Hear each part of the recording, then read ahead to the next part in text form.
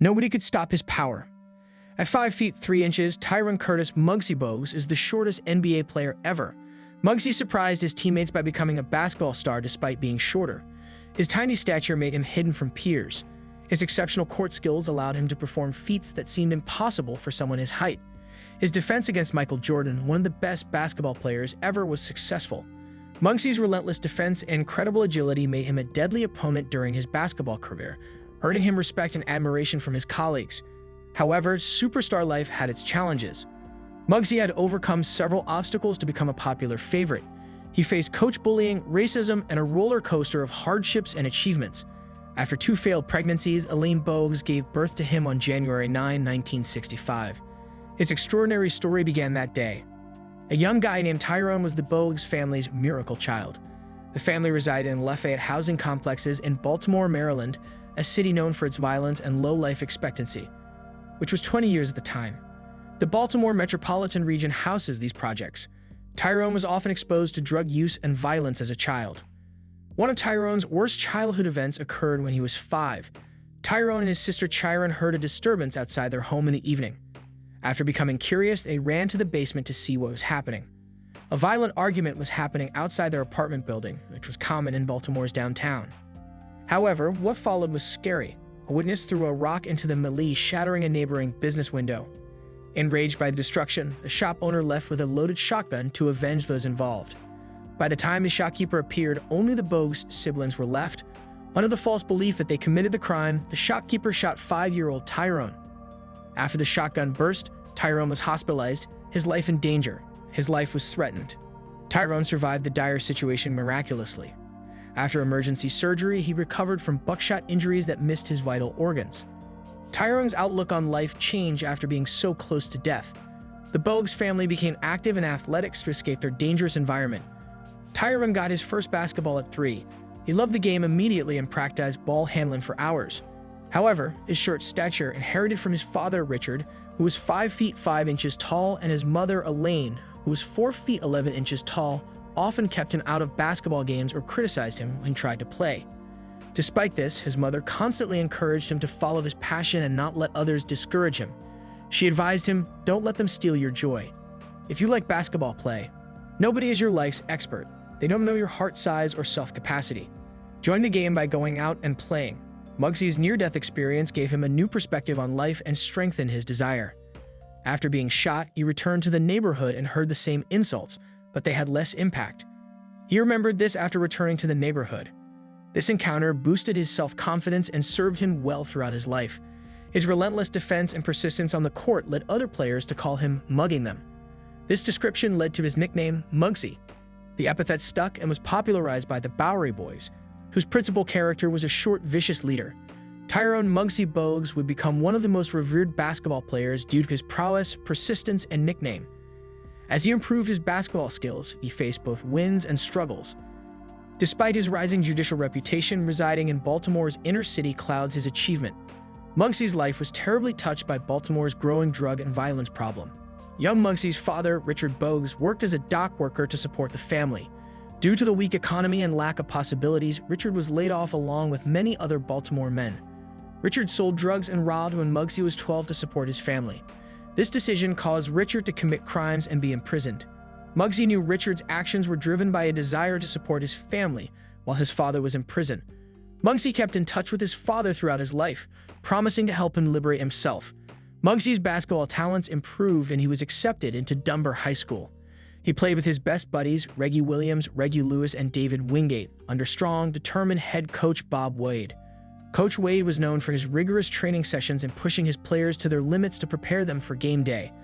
Players have to do defensive workouts with bricks to build strength and stamina. This was one of his hardest drills. Wade believed that making his team's practices harder than the games would make the games easier. Muggsy believed that challenges were necessary for personal growth and success. Therefore, this approach resonated. For Muggsy, it was vital to endure through difficult situations to find the light at the end of the tunnel. Coach Wade saw Muggsy as a terrific athlete and natural leader who could motivate and lead any team to success, not a tall player. Thus, Muggsy was admired by his teammates as a leader and an extension of their coach on the court. His leadership was built on his ability to turn his height into his strength. Muggsy developed a mindset that allowed him to turn perceived flaws into powerful tools that set him apart. Muggsy helped Dunbar High School dominate high school basketball. Dunbar High School defeated all opponents and went 60-0 over Muggsy's 2 years. The squad won 2 state titles and Muggsy was named MVP. Reggie Williams, one of his best friends and teammates, was 6 feet 7 inches tall, making this an extraordinary achievement. Despite his successes, Muggsy's height remained a problem for college recruiters. Muggsy was ignored by Division I schools despite his friend's success.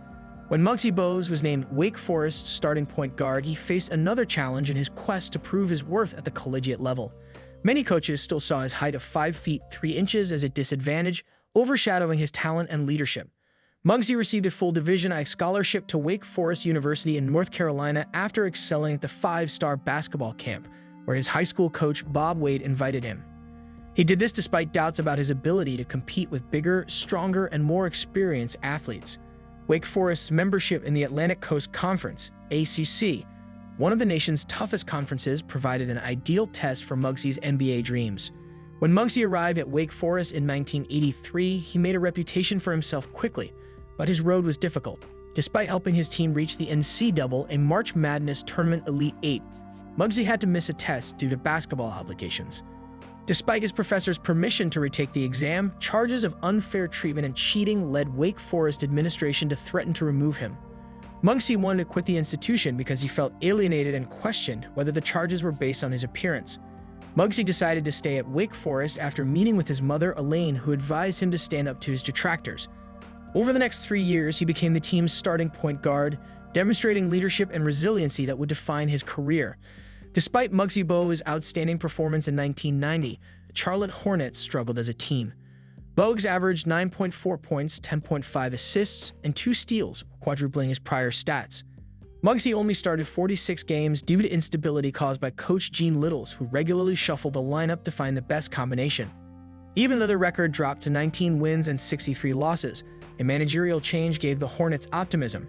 New general manager Alan Bristow, a fan of Muggsy's game, wanted to build a team around his high-scoring, fast-paced style. The Charlotte Hornets won their first playoff game in their 5th season. The Hornets kept their cool after Reggie Lewis, a close friend of Muggsy Bogues, collapsed due to a heart problem in Game 1 of the series against the Boston Celtics. After losing the first game, they needed to win Game 2. The Hornets led 99-98 with 2 seconds left in double overtime.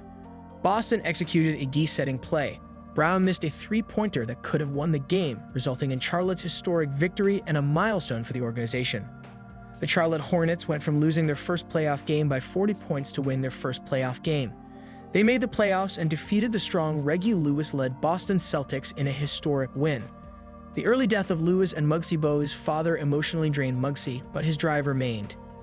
He averaged a double-double in the playoffs in 1994 to 1995, but the team missed the playoffs.